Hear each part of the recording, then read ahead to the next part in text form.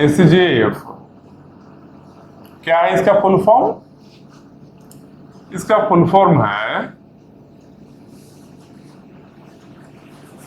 Shortest job first,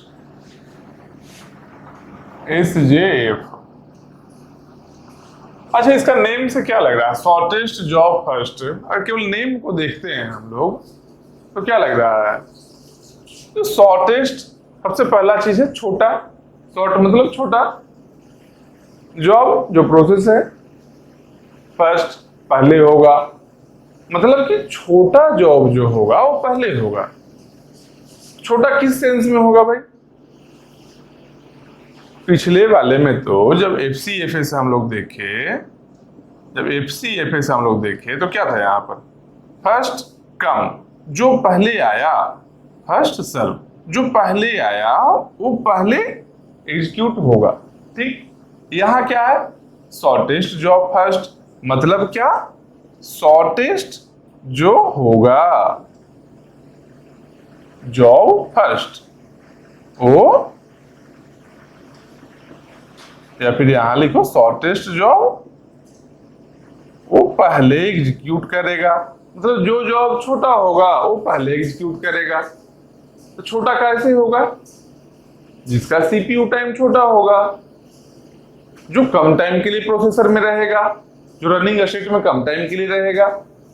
तो running state में कम time के लिए रहने के लिए या ज्यादा टाइम रहने के लिए कैसे रहता है?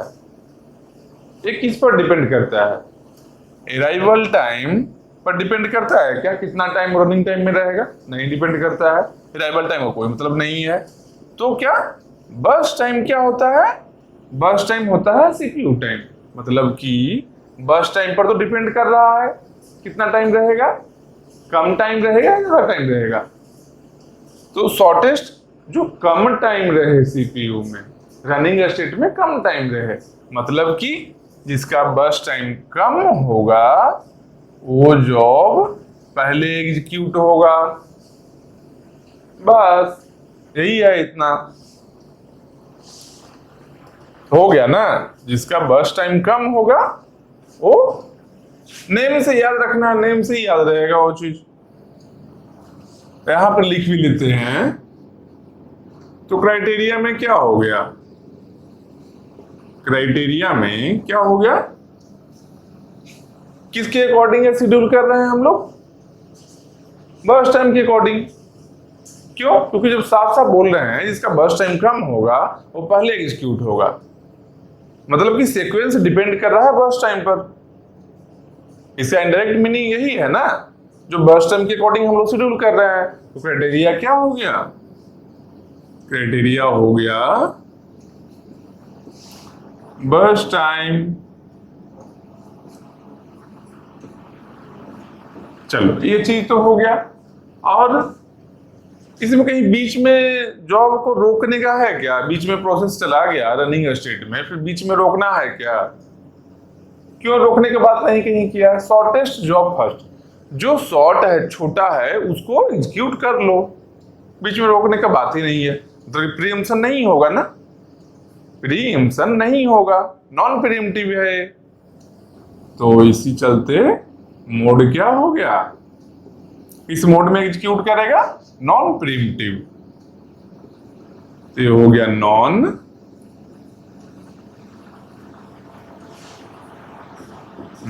प्रीएम्प्टिव। बस यही है इतना। अब फिर वही क्वेश्चन बनाएंगे जैसे एफसीएफएस में बना रहे थे, वही रहेगा। एफसीएफएस में क्या क्या था? एक साइड में प्रोसेस आईडी था, फिर सबका अराइवल टाइम था, फिर बर्स्ट टाइम था, एक गिवन था। इसके हेल्प से हम लोग एक गेंट चार्ट बनाए थे, और गेंट चार्ट से हम लोग इसमें कंप्लीशन टाइम लिखे थे इस टेबल में। फिर कंप्लीशन टाइम से turn around time find out कर लिए, फिर वेटिंग टाइम फाइंड आउट कर लिए। बस हो गया। टर्न अराउंड टाइम और वेटिंग टाइम दोनों को ऐड करके एवरेज निकाल लिए। बस यही तो करना है, यही सब में करना है अभी, और कुछ एक्स्ट्रा है ही नहीं। एकदम सिंपली समझो। एफसीएफएस में कुछ नहीं भी समझ में आया है फिर भी यहां समझ में आएगा। क्यों? एक ही चीज तो है दोनों। इसमें बोल रहा है जो शॉर्टेस्ट जॉब है जिसका बर्स्ट टाइम कम होगा वो पहले जाएगा, वहां पर क्या था जिसका अराइवल टाइम कम होगा वो पहले जाएगा। अच्छा मान लो यहाँ पर कहीं ऐसा हो जाए कि बर्स्ट टाइम इक्वल रहे, तब क्या करेंगे भाई? तो जब बर्स्ट टाइम इक्वल रहेगा जिसका अराइवल टाइम कम होगा वो पहले शेड्यूल होगा। तब बोलो क्या अराइवल टाइम भी अगर इक्वल हो गया तब, तो अराइवल टाइम भी अगर इक्वल हो गया तो जिसका प्रोसेस आईडी कम होगा वो एग्जीक्यूट होगा। तो बोलो प्रोसेस आईडी भी अगर इक्वल हो गया तब क्या होगा?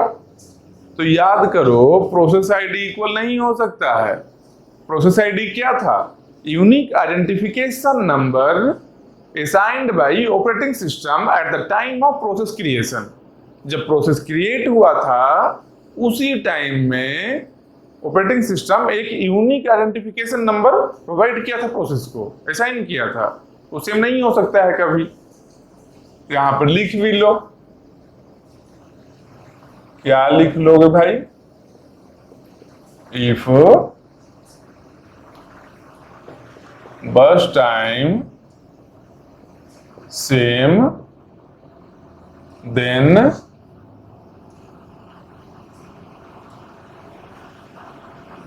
go to less arrival time, या फिर लेस की जगह पर मिनिमम कर दो। go to minimum arrival time if arrival time also same। अगर arrival time भी सेम रहे then go to का मतलब क्या है कि शेड्यूल करना है। अराइवल टाइम सेम रहता कि go to minimum process ID, और यहां पर ब्रैकेट में लिखते हैं क्या भाई? PID can't be same. Process ID same कभी नहीं रह सकता है। तो ये चीज को क्या करना है? इसको याद रखना है। याद क्या है एक बार समझ लो, याद रहेगा। चलो तो हम लोग क्या करेंगे, अब हम लोग क्वेश्चन बनाएंगे। कैसे बनाएंगे? वही टेबल बनाने का हम लोग का तो है आदत, बट टेबल बना लेना है, उस टेबल के अकॉर्डिंग सॉल्व करेंगे। पहले टेबल बनाते हैं। क्या भाई?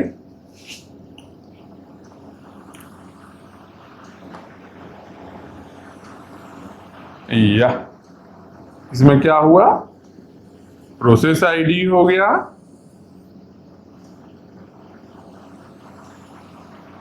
चलो फिर क्या रहता था?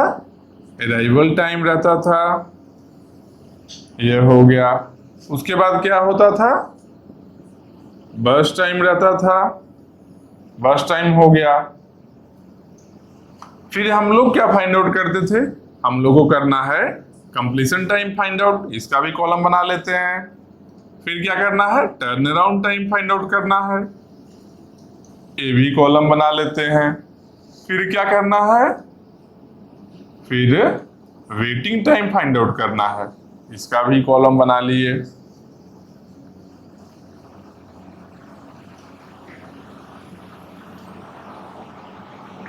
चलो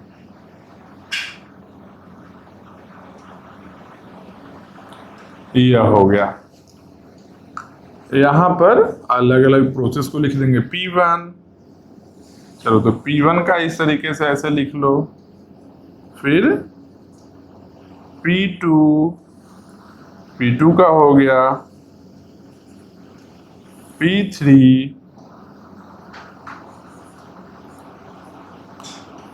P4।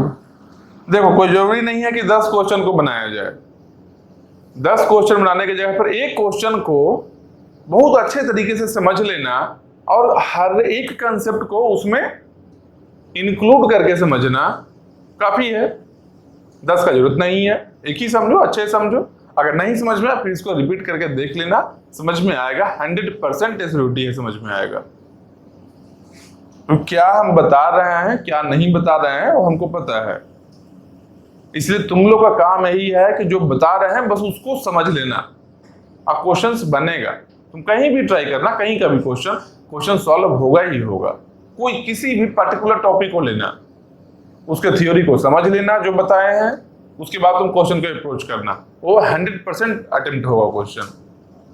बस सिली मिस्टेक्स कहीं हो सकता हो तो भाई अपना है, वो बार बार प्रैक्टिस करने से तुम ही उसको हटा सकते हो, कम कर सकते हो, मिनिमाइज कर सकते हो। चलो तो P4 है, उसके बाद क्या है, उसके बाद P5 है। अब जगह बच गया है एक और, छोड़ दो। P5 के बाद 5 प्रोसेस अच्छा खासा होता है, नीचे टोटल करने का भी जगह रह जाएगा। अरे 3 प्रोसेस आ गया या 2 प्रोसेस आ गया तो 5 भी आ जाएगा, 5 आ गया तो 15 भी हो जाएगा क्या। चलो अराइवल टाइम अब देखते हैं।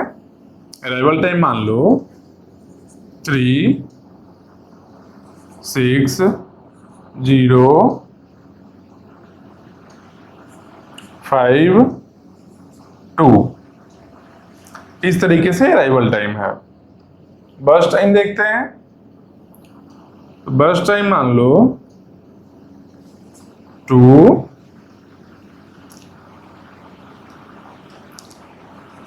3, 1। एक नया चीज भी इसमें आएगा, ठीक है ना, ध्यान देना, आएगा एक नया चीज, हम समझाएंगे उसको, और वो चीज को याद रखना।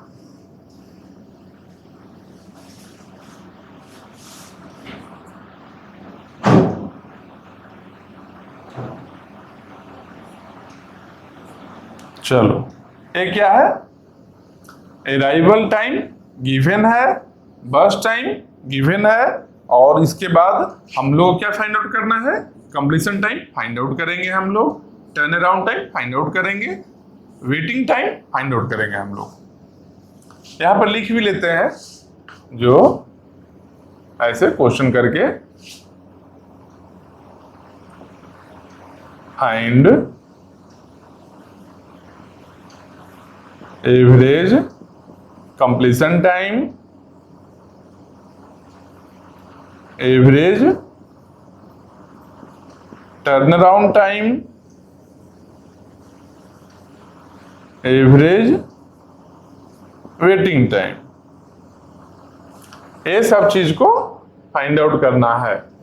Average completion time, average turn around time, average waiting time. अब इसके लिए एवरेज के लिए पहले सबका इंडिविजुअल कंप्लीशन टाइम तो फाइंड आउट करना होगा, सबका individual turn around time find out करना होगा, उसके बाद ऐड करेंगे, एवरेज फाइंड आउट कर लेंगे। चलो अब इसके बाद क्या करना है हम लोग को, अगला स्टेप गेंट चार्ट बनाना है।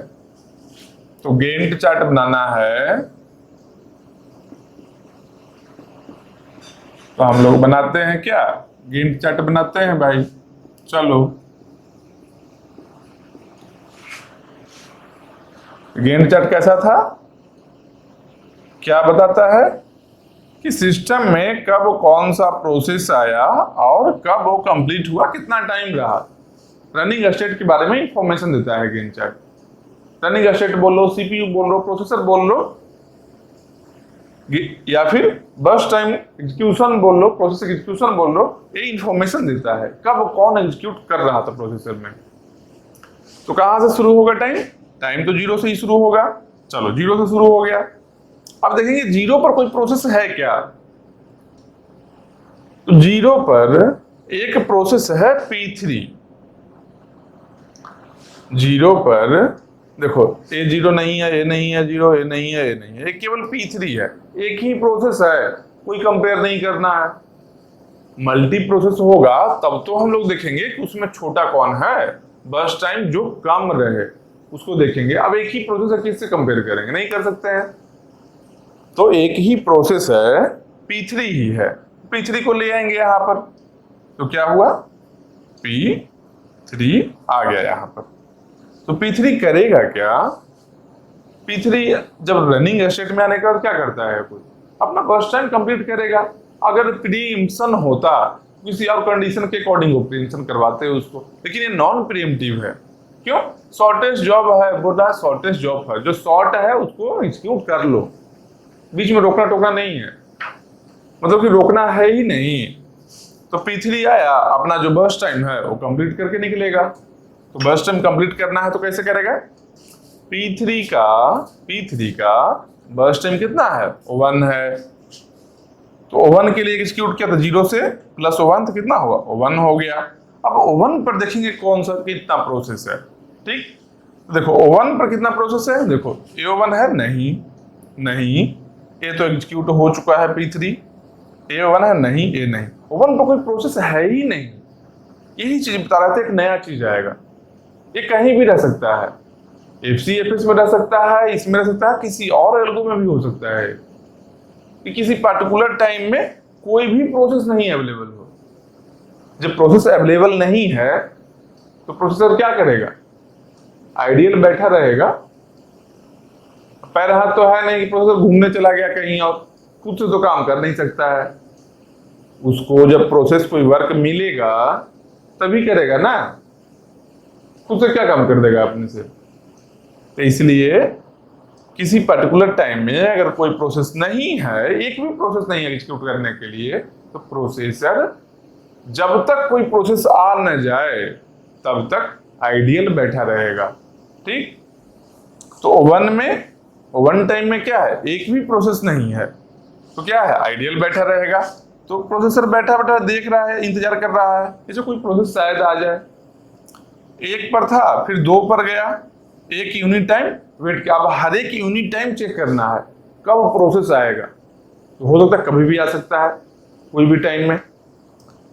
तो 1 से 2 हुआ तो ये क्या है? यहां पर ऐसे कर लो, ये क्या है? इसको लिख लो यहां पर आइडियल है प्रोसेसर, बैठा हुआ कोई काम नहीं कर रहा है। 2 पर अब चेक करेंगे, 1 यूनिट टाइम बैठ गया, फिर देखा कि फिर से चेक करते हैं भाई शायद कोई आया हो। तो 2 पर चेक करने आया, 2 पर देखा है अराइवल में 2 है, नहीं, ए है, P5 है। तो P5 2 पर तो आया है, मतलब कि अब 2 पर प्रोसेस तो है एग्जीक्यूट करने के लिए। कितना प्रोसेस? एक ही प्रोसेस है। फिर यहाँ कंपेयर ही नहीं करना है, जब एक है तो कंपेयर किससे करेंगे? नहीं करेंगे कंपेयर, तो P5 को डायरेक्टली लेकर आएंगे। तो P5 को क्या किए? P5 को हम लोग ले आए रनिंग स्टेट में। तो P5 क्या करेगा? अपना बर्स्ट टाइम जो है इसका, देखो बर्स्ट टाइम जो है वो कंप्लीट करेगा, यही करता है ना सब, बस P5 यही करेगा।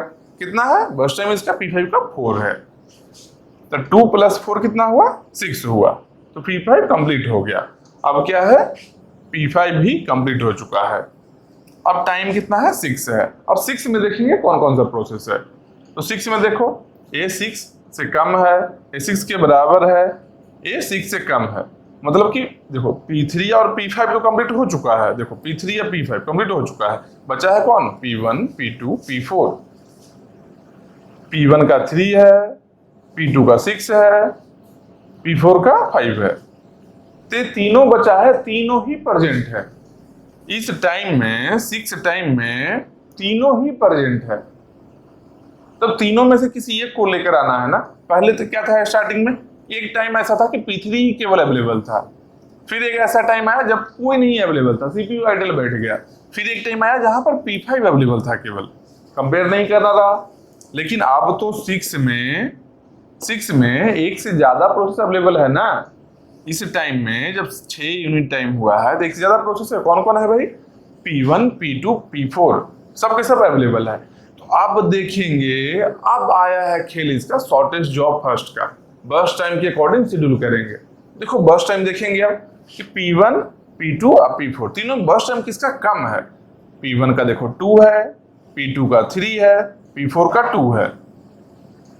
तो 2, 3, 2।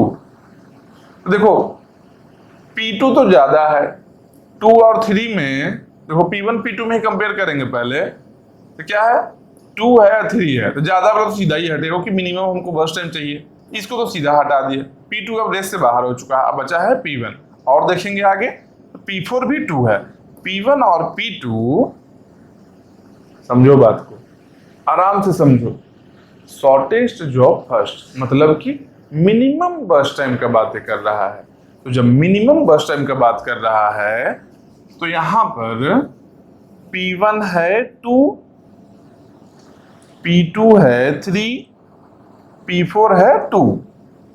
तो देखो 2 है, 3 है, 2 है, इसमें मिनिमम कौन है? तो मिनिमम है 2, लेकिन ऐसा ऐसा 2 है। जो मैक्सिमम हो तो सीधा ही हटा देंगे। तो P2 तो रेस से बाहर हो चुका है, लेकिन P1 और P4 जो 2 है, ये जो है 2, ये दोनों तो रेस में है ना, तो दोनों इक्वल है 2 2। तो इक्वल के केस में क्या करेंगे? यहां पर देखेंगे, if burst time same then go to minimum arrival time. अगर बर्स्ट टाइम सेम है तो क्या करना है? मिनिमम अराइवल टाइम के पास जाना है। और अगर if arrival time also same then go to minimum process ID. अगर अराइवल टाइम भी सेम मिले तो जिसका मिनिमम प्रोसेस आईडी होगा वो एग्जीक्यूट करेगा, और प्रोसेस आईडी कांट भी सेम, प्रोसेस आईडी का भी सेम नहीं हो सकता क्योंकि वो तो यूनिक आइडेंटिफिकेशन नंबर है ना, सेम हो ही नहीं सकता है।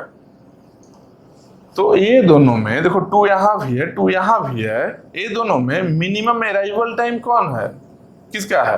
देखो P1 3 पर आया था, P4 5 पर आया था, तो 3 और 5 में कम कौन है, मिनिमम कौन है? 3 वाला ही है ना, मतलब कि P1 है जो यहाँ पर शेड्यूल हो जाएगा, P1 होगा ना, तो यहाँ पर किसको लाए? यहाँ पर P1 को ले आए। समझ रहे हो बात को? एकदम आसान चीज है, कोई ज्यादा तामझाम नहीं करना है। P1 को ले आए, P1 करेगा क्या? P1 अपना बर्स्ट टाइम कंप्लीट करेगा। बर्स्ट टाइम कितना है? 2 है, तो 6 + 2 कितना हुआ? 2 इसका है, 6 पहले से टाइम हुआ था, तो 6 + 2 बन गया 8। मतलब कि P1 भी एग्जीक्यूट कर लिया है, P1 भी एग्जीक्यूट कर लिया है। अब 8 में इसको रेड वाले को मार्क को हटा देते हैं, रेड वाले को हटा देते हैं ताकि कंफ्यूजन नहीं हो। अब चल, अब कौन यहाँ कंप्लीट हुआ है? P1 कंप्लीट हुआ है, P1 में टिक लगी। अब बचा कौन? P2 और P4 बचा है केवल। और टाइम कितना है? 8 है। 8 टाइम तक तो सब अवेलेबल था, तो क्यों? क्योंकि 6 तक ही सबके सब अवेलेबल हो गया था, 6 में ही सब प्रोसेस अवेलेबल हो गया था, 8 में भी अवेलेबल है। 8 में देखो कौन कौन है? P2 और P4 बचा है, P2 6 में आया है, P4 5 में आया है, दोनों अवेलेबल तो है ही। ये दोनों में बर्स्ट टाइम किसका कम है? देखो कम किसका है? एक 3 है और एक 2 है। ये दोनों मिनिमम कौन है? 3 और 2 में कम कौन हुआ? 2 वाला ही हुआ ना कम, मतलब कि 2 वाला कम हुआ, तो जो कम है burst time, minimum burst time जिसका है वो यहां पर जाएगा। तो बर्स्ट टाइम किसका कम है? P4 का है, मतलब कि P4 यहां पर आया, P4 का बर्स्ट टाइम है कितना? 2 है, 2 के लिए एग्जीक्यूट होगा, मतलब 8 यहां था उसे +2 तो कितना हुआ? 10 हो गया, तो P4 भी कंप्लीट हो गया। चलो P4 कंप्लीट हो गया। अब इसके बाद बचा है कौन? अब बचा है P2 बचा है। तो P2 जब बचा है तो P2 को क्या करेंगे? P2 बचा है तो एक ही बचा है, तो बस एक को शेड्यूल कर लेते हैं, यही पर्पस है ना। तो एक P2 को शेड्यूल करेंगे, जब एक ही बचा है तो P2 ही है, कंपेयर करना नहीं है, तो P2 यहां लेकर चले आए। P2 क्या करेगा? P2 अपना बर्स्ट टाइम को कंप्लीट करेगा, जो हर प्रोसेस करता है। 3 है P2 का, देखो बर्स्ट टाइम, P2 का बर्स्ट टाइम कितना है? 3 है, तो 10 + 3 कितना हुआ? 13 हो गया। P2 भी कंप्लीट हो गया, P2 भी कंप्लीट हो गया। अब सबका कंप्लीशन टाइम लिखेंगे इस टेबल में। तो कंप्लीशन टाइम देखो, P3 का कंप्लीशन टाइम कितना है? 1 है। P3 का कंप्लीशन टाइम कितना है? 1 है। P5 का कंप्लीशन टाइम कितना है? देखो P5 का कंप्लीशन टाइम है 6, तो P5 का कंप्लीशन टाइम है 6। उसके बाद P1 का कितना है? P1 का 8 है, तो P1 का 8 है। P4 का 10 है, P4 का 10 है। फिर P2 का कितना है 13 है, P2 का 13 है ना, तो P2 का 13 है, तो अब है यहाँ पर 13 है, तो ये क्या है कंप्लीशन टाइम फाइंड आउट हो गया हम लोग को। ठीक, तो अब क्या करेंगे भाई, अब turn around time find out करेंगे। टर्न अराउंड टाइम है क्या, क्या है completion time minus arrival time, यही है ना turn around time. Completion minus arrival turn around time है, तो टर्न अराउंड टाइम करके कंप्लीशन माइनस अराइवल, ए नंबर से इस नंबर को घटाना है। देखो 8 माइनस 3 कितना हुआ 5, 13 माइनस 6 7, 1 माइनस 0 1, 10 माइनस 5 5, 6 माइनस 2 4, ये टर्न अराउंड टाइम हो गया। अब वेटिंग टाइम क्या होता है, वेटिंग टाइम क्या होगा, turn around time minus burst time, यही होगा ना, turn around time minus burst time. तो टर्न अराउंड टाइम यहाँ नंबर है, बर्स्ट टाइम यहाँ है, इस कॉलम में से इस कॉलम को घटाएंगे, 5 माइनस 2 कितना हुआ 3, 7 माइनस 3 कितना हुआ 4, 1 माइनस 1 0, 5 माइनस 2 3, 4 माइनस 4 0। तो अब क्या करेंगे, अब सबको टोटल कर लो, टोटल कर लो, एवरेज फाइंड आउट करना है ना, सबको टोटल करेंगे। तो यहां पर लिखो टोटल, टोटल कैसे होगा 8 3 11 1 12 6 18, 18 का 8 हुआ 1 2 एक और बाकी 3, 38 डिवाइडेड बाई कितना है 5 है ना, 5 प्रोसेस है, 1 से लेकर 5 तक है, 5 प्रोसेस मतलब 38/5, 38/5 क्या हो गया एवरेज कंप्लीशन टाइम हुआ। कंप्लीशन टाइम का इंडिविजुअल इतना है और टोटल 38 हो गया, डिवाइड कर दिए 5 से, मतलब एवरेज कंप्लीशन टाइम ए हो गया।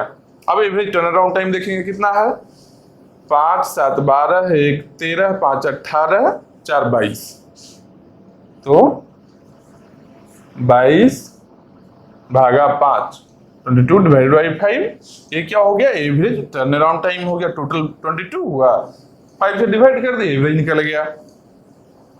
वेटिंग टाइम में वही काम करेंगे, क्या है 4 3 7 और 3 10,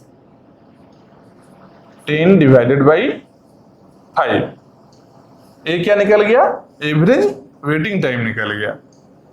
सबका एवरेज निकल गया ना, एवरेज कंप्लीशन टाइम में है, एवरेज टर्न अराउंड टाइम में है, एवरेज वेटिंग टाइम में है, यही तो एवरेज फाइंड आउट करना था हम लोग को। जो डेसिमल में वैल्यू है कर लो,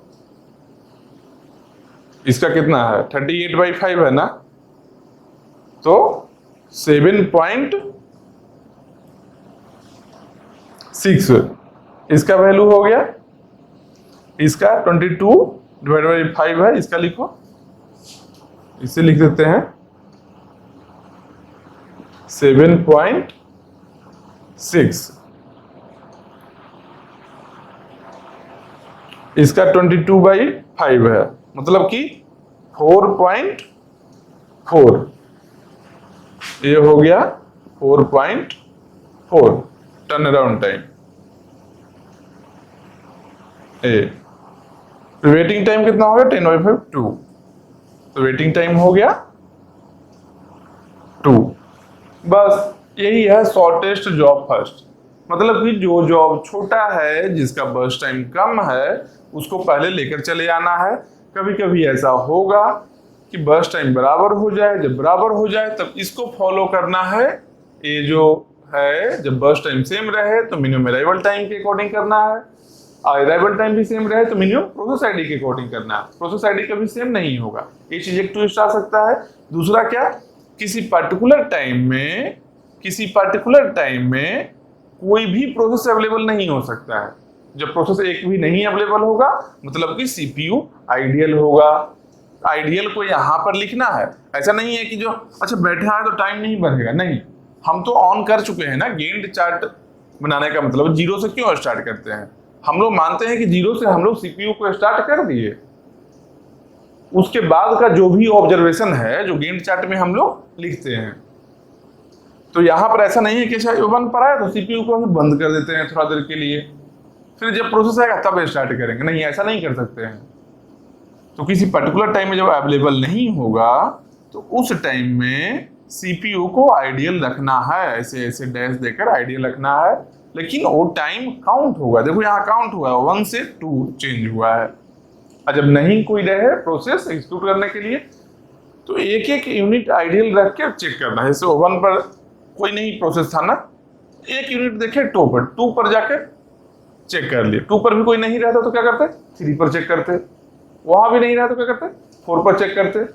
एक एक यूनिट चेक करेंगे, जैसे ही अवेलेबल आया फिर शेड्यूल कर लेंगे उसके अकॉर्डिंग, जो भी क्राइटेरिया हम लोग का है उसके अकॉर्डिंग शेड्यूल कर लेंगे, और इसमें प्रीएम्पशन नहीं है।